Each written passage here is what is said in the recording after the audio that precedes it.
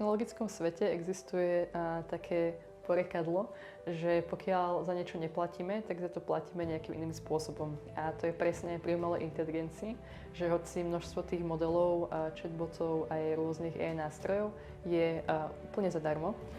tak v skutočnosti tie spoločnosti musia na tom nejako ťažiť a ťažia práve z našich dát, z tých informácií, ktoré im poskytneme, pretože všetko, čo tam dáme, tak pokiaľ si to nevypneme, ide na trénovanie ich modelov. A to je vlastne celý ich biznis model, že my im zadarmo dávame tréningové dáta, ktoré by si oni museli kupovať za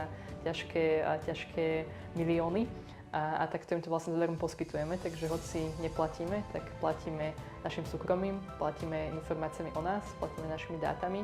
a budeme po najnovšom, možno niektoré nástroje s tým aj trochu experimentujú, platiť aj tým, že nám budú poskytovať rôzne reklamy, čiže tie dáta budú aj potom posúvať ďalej tretím stranám, aby tie reklamy boli relevantné a práve veľakrát ako to funguje, tak tieto aj na Google, tieto algoritmy, ktoré sú reklamné, tak funguje ako aukcia, takže tam poskytne ten provider naše dáta, všetky informácie, ktoré on nás zozbieral. Prebehne taká automatická cez AI aukcia, že firmy dávajú na základe toho, aký majú o nás záujem a peniaze a potom, kto dá najviac, tak vlastne vyhrá a tie výsledky sa nám zobrazia ako prvé. Takže vlastne toto je ten business model, na ktorých stojí väčšina spoločností a nie sú výnimkou ani AI nástroje, ktoré sú extrémne drahé a práve preto potrebujú tieto dáta naše a preto sú zadarmo.